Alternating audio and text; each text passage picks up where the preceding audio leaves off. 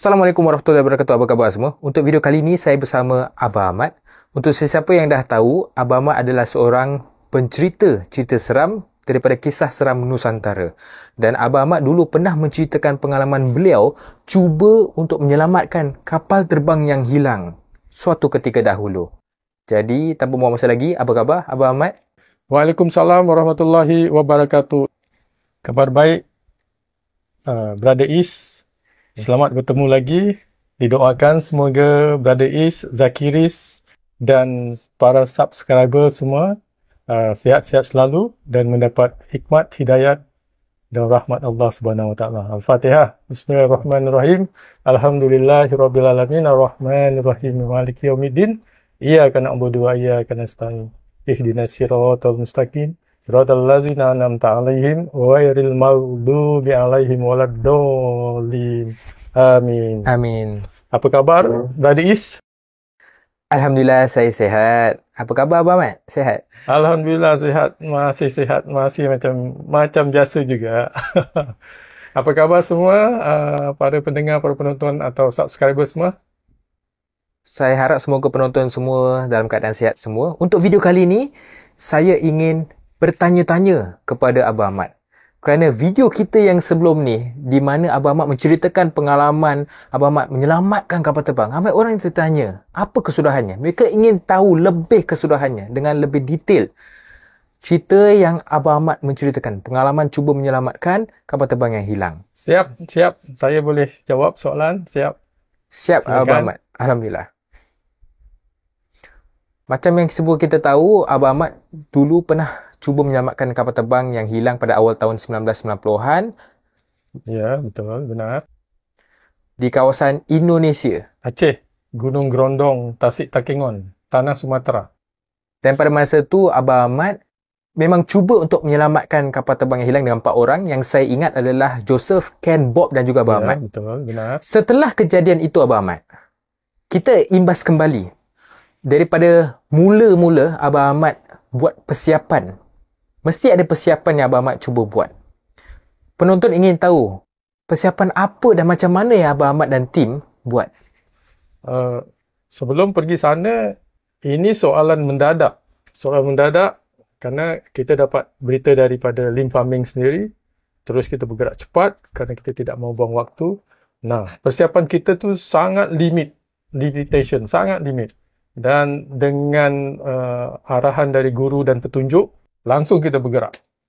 Kita tidak pedulikan soal keterlambatan atau bagaimana kita, yang penting tiket, transport dan langsung kita bergerak. Tapi yang penting kita minta doa dengan Allah Subhanahu Wa Taala bahawasanya kita harus sihat dahulu. Itu persiapan yang sangat kita praktikkan. Kalau daripada segi keluarga pula, apakah mereka menyokong Abah Ahmad? Kalau daripada segi keluarga, sangat mendukung kerana keluarga faham. Kalau sudah komit, maknanya saya fokus. Tetapi tetap ada saranan supaya berhati-hati, seperti pesawat boleh hilang, takkan kita tak boleh. Tetapi itu semua persiapan sudah diberi dan kita ada pelajaran dan petunjuk daripada guru serta doa minta daripada Allah Subhanahu Wa Taala. Langsung kita yakin dan fokus. Baiklah, bila kita masuk di dalam penceritaan Abah Ahmad, ramai yang tertanya-tanya Abah Ahmad. Masa Abah Ahmad pergi ke sana, macam mana keadaan pemahaman masyarakat? Apakah mereka terlalu taksub? Keadaan masyarakat dekat sana, mereka fanatik kepada seperti jangan pergi, nanti masalah, banyak sangat jangan dia, itu tak boleh, ini tak boleh. Nah, masyarakat di sana ada rekomendasi kita supaya mohon buat sajian dan sebagainya sebelum masuk. Tapi itu semua saya tidak peduli sebab kita fokus minta bantuan dengan Allah. Jadi, pandangan masyarakat dekat sana adalah, oh mesti nak minta izin sana, minta izin sini, seperti tumpang lalu datuk nenek begitu. Tapi kita tidak praktik macam itu. Itu masyarakat yang dari daerah sana. Sangat fanatik kepada unsur-unsur keangkeran, angker atau jin dan susur galon. Mereka yakin dengan masalah-masalah seperti itu. Masa Abah Ahmad sampai sana, ramai yang tertanya-tanya.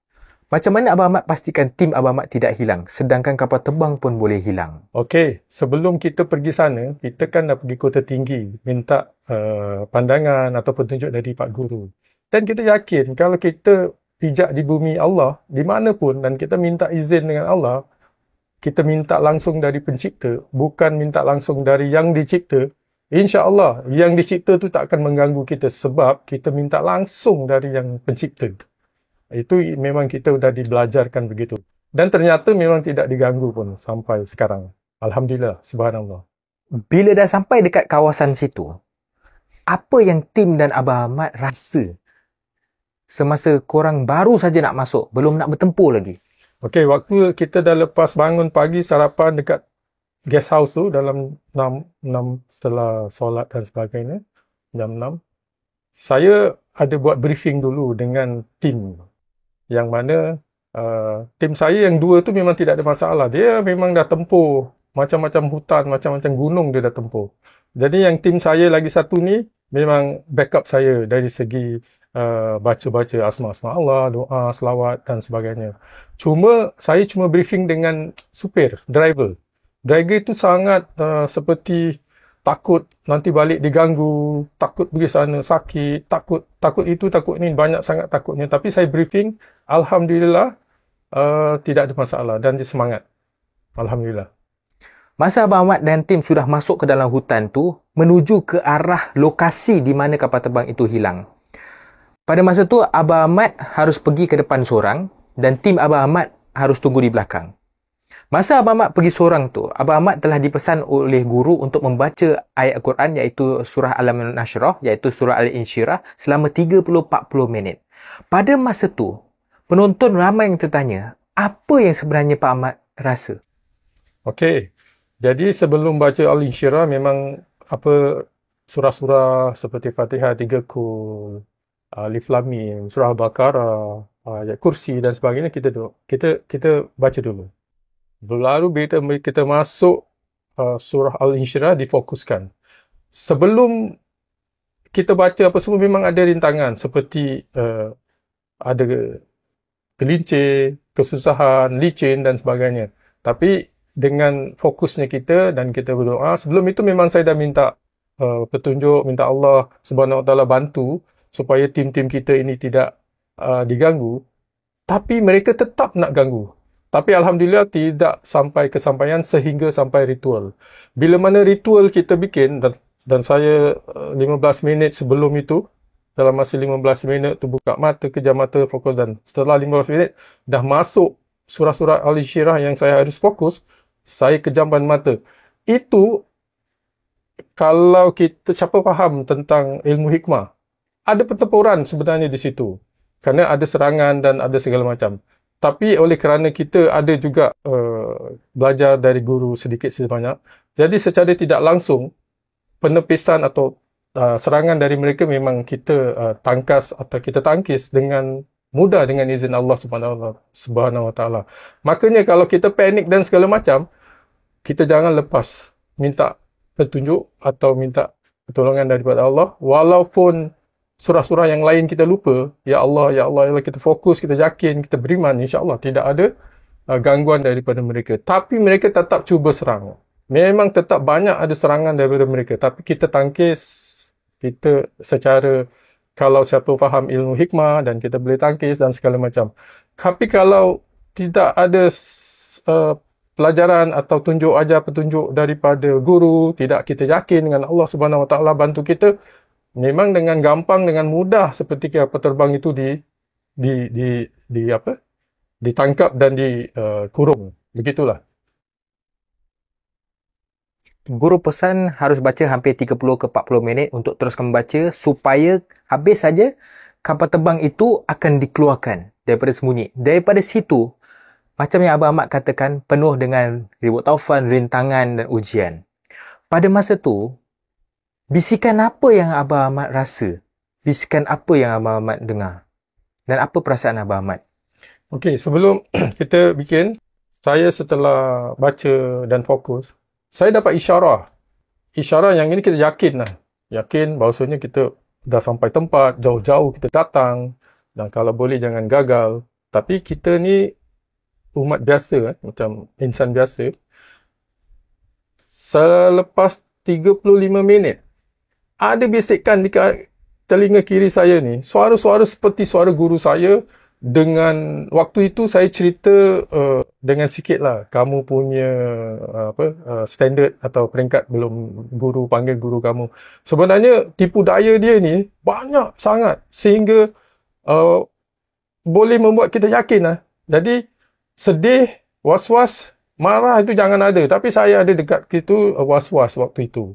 Jadi maklumlah waktu itu umur saya baru 29 tahun. Dan belum banyak pengalaman soal jin, soal tipu daya, soal kebenaran mereka. Jadi saya memang di situ terpedaya di dalam was-was, di dalam tipu dayanya jin sewaktu ketika itu. Setelah kejadian itu, Abang Ahmad kan keluar daripada tempat itu dengan hati yang sedih kerana tak dapat selamatkan mangsa kapal terbang yang hilang itu kan. Dan bila keluar tu, kan daripada situ penonton nak tahu apa jadi lepas tu? Oh, okey. Bila kita keluar, waktu pergi daripada Medan ke sana, kita duduk satu malam dekat guest house Bandar Takin Wan dan 6 pagi kita pergi. Ada halangan, rintangan dan macam-macam. Tapi kita atasi tapi tanpa sesat. Nah, terjadinya, kalau orang filem kata behind scene, apabila kita mula keluar dari situ. Mula keluar dari situ sebenarnya askar atau tim yang nak serang kita ni begitu meluru, banyak sangat. Kita boleh dapat rasakan. Contoh, kita keluar daripada sana, tapi dia tak boleh ganggu kita. Cuma psikologi je. Driver kita kena psycho. Maknanya, jalan itu harusnya kita terus, tapi tahu-tahu dia belok kanan. Belok kanan tak tahu ke mana, langsung naik gunung. Ini dah lepas kita proses. Kita nak balik ni. Naik gunung sampai atas puncak, sampai kenderaan tu, L300 tu, jalan gini, sampai tayar dia berputar. Nasib baik dia pintar lah. Jadi dia break, dia mundur, dia tolak, dia patah balik lagi. Itu kalau kurang cekap, itu kenderaan L300 Mitsubishi tu boleh masuk jurang atau ghostan tanpa terkawal. Itu salah satu dia punya halangan yang kita nak balik. Terus kita jumpa dengan satu tempat lokasi yang mana memang tempat itu pernah sedang terjadi pun yang ada pasangan yang tanpa pernikahan yang sah, terus terbuat perkara yang tak elok tetapi tak boleh lepas. Saya lewat tu semua dekat situ. Sehingga orang kampung, masyarakat, demo dan sebagainya, sehingga kita punya kenderaan tu harus menunggu masyarakat tu reda atau tarik pasangan tu dari tempat itu. Tak boleh ditarik daripada tempat itu. Itu salah satu daripada halangan yang kita tempuh waktu nak balik. Dan perjalanan nak balik tu untuk mendapatkan jalan yang jalan raya, main road, banyak cabaran. Contoh, kita masuk sampai tembus, tak ada jalan. Depannya tasik, ghostan lagi, patah balik, masuk ikut lagi. Itulah halangan-halangan. Tapi alhamdulillah setelah 5 jam lebih baru kita dapat balik ke pangkal yang kita tidur malam itu. Yang tempat tasik yang Bandar Takengon itu. Kita sesat dekat situ, keluar balik 5 jam lebih. Baru kita dapat fokus balik ke jalan yang benar, yang kita ingat. Itulah halangan-halangan yang kita tempuh sewaktu kita nak balik. Tapi dia cuba mengelabukan driver, tapi kita tak. Dia tak ada aniaya dan sebagainya, tak ada. Itulah halangan yang kita tempuh. Bila sampai saja dekat Johor, Abang Ahmad dengan tim jumpa balik dengan guru. Ya, betul. Apa yang guru cakap? Apakah dia sedih ke, dia gembira ke, dia kecewa ke, macam mana? Okey, guru waktu itu dia sangat sedih. Sebab dia pun mengaku kesilapan dia. Waktu itu sama-sama buat silap pasal, dia tidak mengingatkan saya jangan lupa soal-soal psikologi atau tipu daya pihak sebelah sana. Jadi waktu itu mungkin dia juga terganggu kerana ahli keluarganya yang ada yang meninggal waktu itu. Jadi waktu itu nak berangkat tu ahli keluarganya ada meninggal, jadi tak ada sempat nak beri yang secara detail, secara terperinci silap-silap yang itu. Maknanya apa yang loophole atau yang lubang-lubang kecil tu dia terlupa nak bilang. Jadi saya pun waktu itu pun tidak begitu pengalaman lah. Jadi Pak Guru Ahmad, Pak Haji Ahmad almarhum, Pak Haji Ahmad guru kami, merasa sangat sedih kerana jalan jauh tetapi tidak berhasil. Tapi apapun, itu adalah kita kan berusaha. Keputusan Allah Subhanahu Wa Taala yang tahu. Ya, itu. Saya juga rasa sedih lah. Untuk sesiapa yang tanya, Abang Ahmad, kenapa dah gagal, dah tahu, dah kena tegur dengan guru, tak nak patah balik? Kalau patah balik kan lebih bagus sebab dah tahu semua. Okey, kalau pendengar semua nak tahu atau keluarga-keluarga yang terlibat nak tahu, saya memang tak puas hati. Memang saya fokus, saya komit nak pergi. Tapi bila kita berbincang dengan yang punya penandang dana ni, yang punya diri lah, maksudnya Lim Fahming tadi tu, dia ambil cerita daripada Ken, daripada Bob, daripada saya, daripada Joseph. Dan dia juga ambil cerita daripada tentera Indonesia yang bertugas waktu itu. Jadi bila dia kumpulkan semua, dia bilang dengan saya, kalau dah tak boleh, jangan pergi balik. Sebab bukan kerana masalah adik dia boleh dikembalikan. Masalahnya adalah dia juga menjaga keselamatan Ken, keselamatan saya, isteri saya, anak saya, Bob dan sebagainya waktu itu. Jadi dia dah tahu posisi macam gitu. Jadi dia ibaratkan ini dah takdir kepada adik dia dan ini dah mungkin macam kena Bermuda Triangle yang susah sangat nak balik. Dan dia pasrah lah kalau kita terserah kepada takdir. Dia istilahnya tak usahlah membahayakan yang ada ni, kerana kita dah cuba sedaya upaya, kita berusaha. Yang kejadian, keputusan itu di tangan Allah SWT, kepada Allah SWT lah. Keputusan semua di tangan Allah SWT. Serta dia juga berfikir, kalau saya punya maksud nak pergi lagi, bukan soal wang ringgit, tapi dia berfikir soal keselamatan kita juga. Soal berapa lama pergi sana, soal kehambatan dan sebagainya. Jadi dia juga berfikiran kemanusiaan supaya yang ada ni jangan dimasalahkan. Yang dah terima kemalangan begitu, takdir. Itu yang ni. Bukan saya tak nak pergi lagi, tetapi Lim Fahming yang sendiri menasihatkan dengan Joseph dan sebagainya, dengan pendapat Joseph, dengan pendapat Ken, bahawasanya ambil keputusan, dia jangan pergi lagi. Tapi kalau sekiranya Lim Fahming setuju, izinkan kita pergi lagi, saya memang pergi. Jadi Lim Fahming sebenarnya, kalau kita tidak ingat, jin akan menang. Tak ada, saya akan pergi lagi. Tapi dia bukan Islam. Jadi dia fikir ni dah macam Bermuda Triangle, tak boleh nak kembalikan lagi dan segala macam. Jadi dia beranggap supaya jangan menyusahkan orang, kita dah berusaha sedaya upaya, dan dia ambil keputusan sendiri bahawasanya jangan pergi, supaya semua tidak di dalam bahaya. Sebab dia pun dah pergi sana dengan tentera dan segala macam, tapi dia tidak ke lapangan dia dengan general waktu tu. Jadi itulah, kalau pendengar nak tahu, Lim Fahming sendiri yang mengatakan, okey, kita dah cuba, tidak berhasil, tapi setidaknya dia dah mencuba. Itu kalau pendengar nak tahu, itulah jawapannya. Kalau saya memang semangat nak pergi lagi, saya tak peduli kan, kalau ada. Tapi waktu itu, yang punya diri kasih tahu kita bahawasanya jangan pergi lagi lah. Kalau gini, okey, dia kata dah takdir seperti Bermuda Triangle kan, apa nak buat? Jadi kalau dia dah kata gitu, itulah. Jadi kalau kita tidak berhasil, saya dan tim dah cuba sedaya upaya, dan saya mohon maaf kalau memang tidak terjadilah, memang tidak berhasil. Mohon maaf. Lepas kejadian tu, apa pendapat saudara Bob, kawan Muslim Abang Ahmad? Yang Muslim lagi satu tu. Dia memang dari awal, dibilang ini benda aneh. Dari awal memang dia tak nak ikut. Tapi bila dia dapat tahu nasihat guru, pandangan guru, jadi dia yakin bahawasanya Allah SWT lebih tahu segalanya.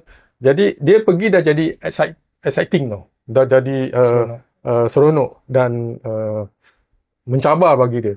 Itu sebab dia ada ambil satu batu kalau tak salah saya ingat. Itu sampai gitu. Tapi waktu itu pernah dia sampai excited. Dia cuba minum air yang dekat situ, air yang dah mengalir dekat bawah. Saya minum, excitednya saya. Tapi pasal dia terlalu menjaga-jaga kita, dia bilang, bro, jangan minum, nanti tekak kau sakit. Saya minum tak sakit. Malam 3-4 jam, suara dia dah serak, dah sakit.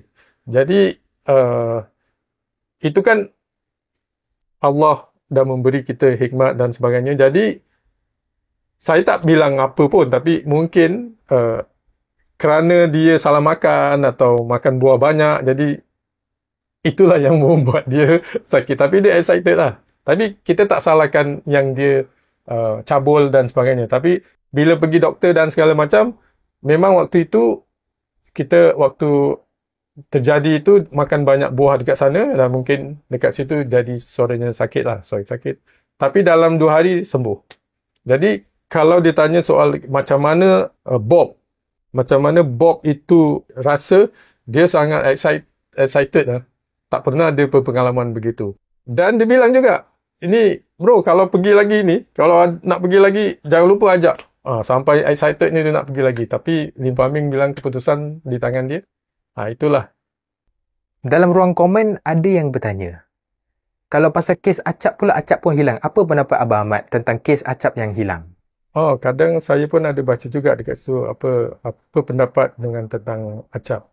Pendapat saya adalah kalau di kawasan-kawasan tertentu pasti ada yang orang-orang pintar.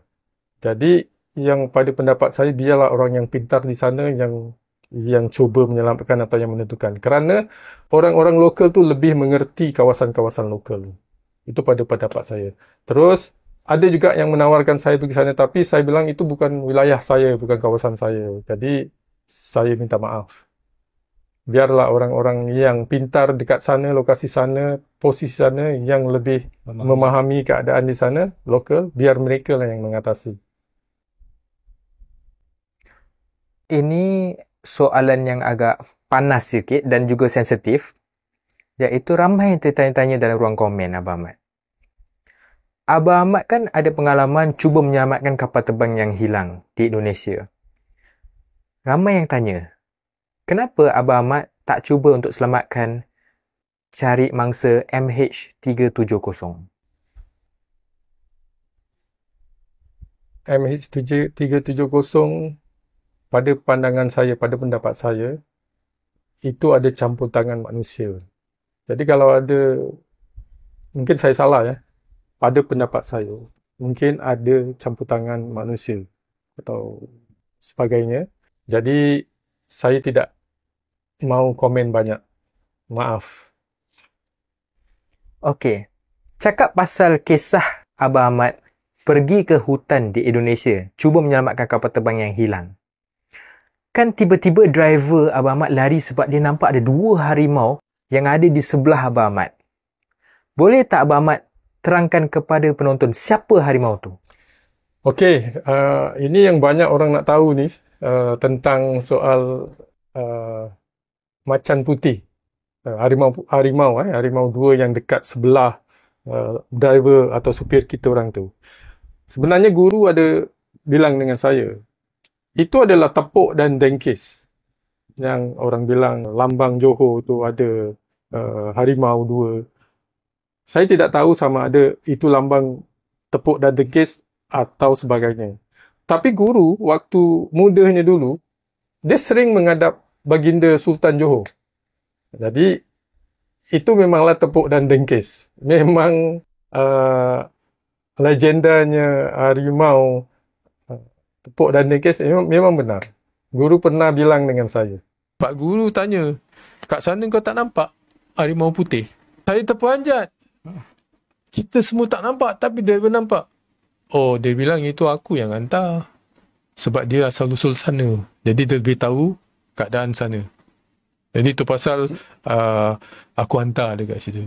Soalan yang paling panas sekali adalah apa mesej Abang Ahmad kepada keluarganya mangsa kapal terbang yang hilang itu? Okay, message kepada keluarga, sanak keluarga yang hilang tu, saya sangat mohon maaf kerana tidak dapat menyelamatkan waktu itu. Tetapi apapun, saya mendoakan kepada sanak saudara mangsa yang terlibat supaya sentiasa bertawakal, yakin kepada Allah Subhanahu Wa Taala, kerana Allah yang lebih memahami apa yang terjadi. Dan mungkin kalau ada kesempatan saya berjumpa dengan sanak saudara yang ingin kita sharing pengalaman dan segala macam, saya sudi menerima atau kita boleh mengembangkan pengalaman saya waktu itu. Sekali lagi, saya mengucapkan berduka cita kepada sanak saudara dan saya mohon maaf lahir dan batin. Dan dengan kiriman Al-Fatihah ini kepada mangsa-mangsa pemandu yang terlibat. Bismillahirrahmanirrahim. Alhamdulillahirrabbilalamin. Ar-Rahmanirrahim. Maliki yaumiddin. Iyyaka na'budu wa iyyaka nasta'in. Ihdinas siratal mustaqim. Siratal ladzina an'amta 'alaihim ghairil maghdubi 'alaihim waladdallin. Amin. Allahumma shalli ala sayyidina Muhammad wa ala alihi wasallam. Semoga mereka dicucuri rahmat, hidayat dan hikmah. Bismillah. Cakap pasal tepuk dan dengkis Abang Ahmad. Abang Ahmad ada tak cerita-cerita daripada guru Abang Ahmad yang mengenai harimau, tepuk dan dengkis? Ada. Waktu itu... Baiklah penonton, kita sambung di video seterusnya. Guru pernah bercerita dekat saya. Waktu saya berguru dekat sana. Saya kan banyak-banyak soalan ni. Macam-macam soalan saya kasih ke guru. Dia pun seronoklah kita saling murid dengan guru kan. Dan guru sembang-sembang. Dia bercerita, tepuk dan dengkis ni ada sepengetahuan saya. Bila Pak Guru bilang saya sebenarnya dia ada 3 kaki tapi sebenarnya 1 kakinya cengkong.